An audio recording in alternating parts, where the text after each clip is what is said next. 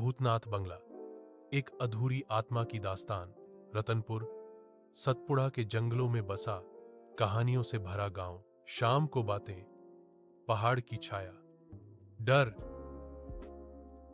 उस पहाड़ी के ऊपर एक पुराना, टूटा फूटा बंगला था, भूतनाथ बंगला। गांव के बच्चे जब गलती करते तो बुजुर्ग कहते, भूतनाथ पकड़ लेगा। कहा जाता था कि उस बंगले में एक भूत रहता है जो रात को खिड़की से झांकता है और जो भी उसकी आवाज सुन लेता है वह बीमार पड़ जाता है। लेकिन किसी ने कभी उस बंगले को करीब से नहीं देखा था। एक दिन गांव में एक नया अध्यापक आया, रामनाथ शर्मा। वह शहर से आए थे पर गांव में पढ़ाने का मन बना लिया था।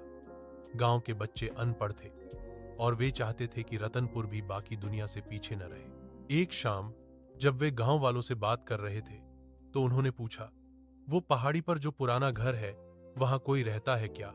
गांव के मुखिया हरिराम काका ने गहरी सांस ली। नहीं बेटा, वो घर तो बरसों से वीरान है, वहां भूतनाथ की आत्मा भटकती है। रामनाथ हंस पड़े। काका, ये सब अंधविश्वास है, भूत प्रेत कुछ नहीं होते। लेकिन गांव के लोग चुप हो गए।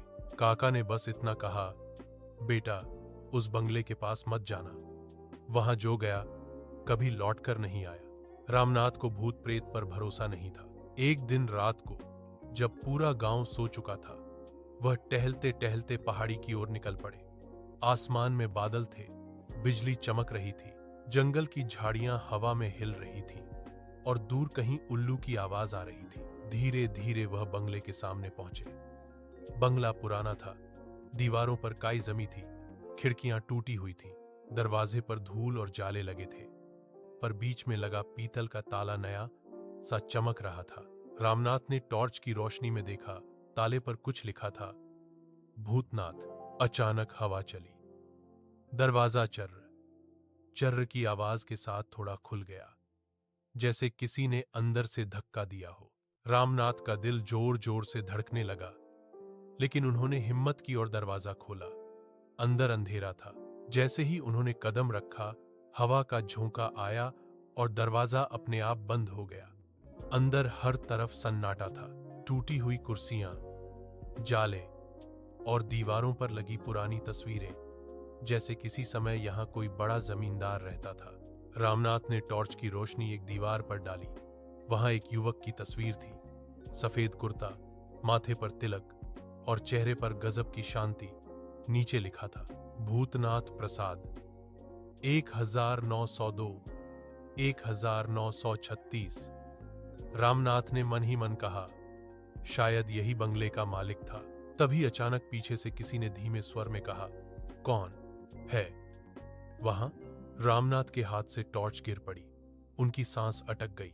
पीछे मुड़कर देखा, एक सफेद कपड़ों में लिपटा आदमी खड़ा था। चेहरे पर पीड़ा थी, आंखों में आंसू। वह बोला, मैं भूतनाथ हूं। रामनाथ डर गए, लेकिन आवाज में कुछ ऐसा दर्द था कि डर धीरे धीरे गायब होने लगा। भूतनाथ की आत्मा बोली, तुम डरो मत, मैं किसी को नुकसान नहीं पहुंचाता, मैं बस इंतजार कर रहा हूं अपने वचन के पूरे होने का। रामनाथ ने कांपते हुए पूछा, कौन सा वचन? भूतनाथ ने गहरी सांस ली, जैसे कोई पुरानी याद जाग उठी हो।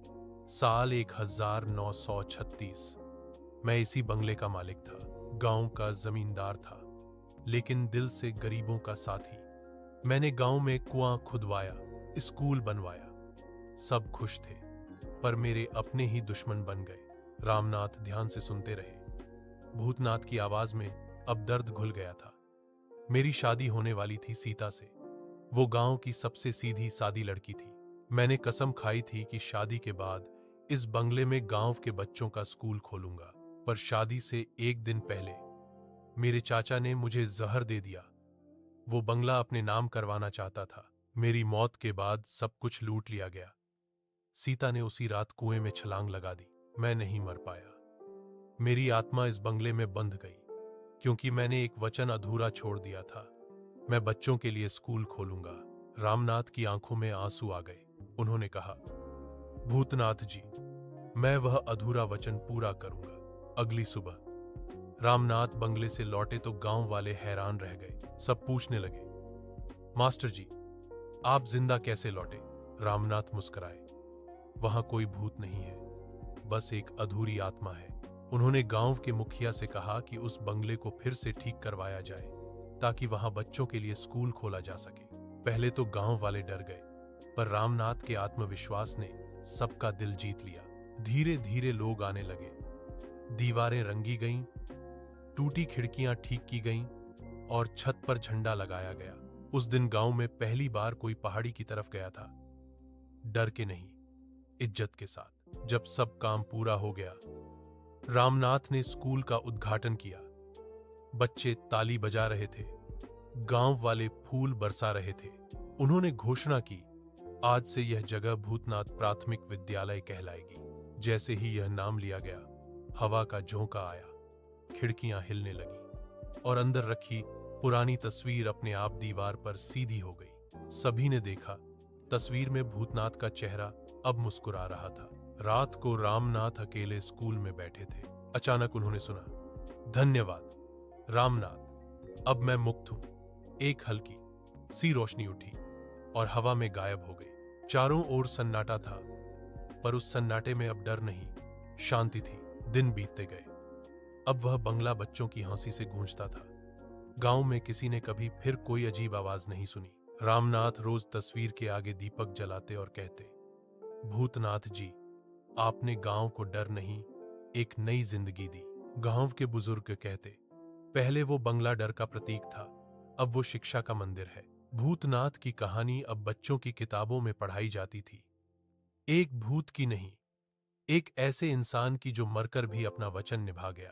कई साल बाद जब रामनाथ बूढ़े हो गए, उन्होंने उसी बंगले के आंगन में एक छोटा मंदिर बनवाया।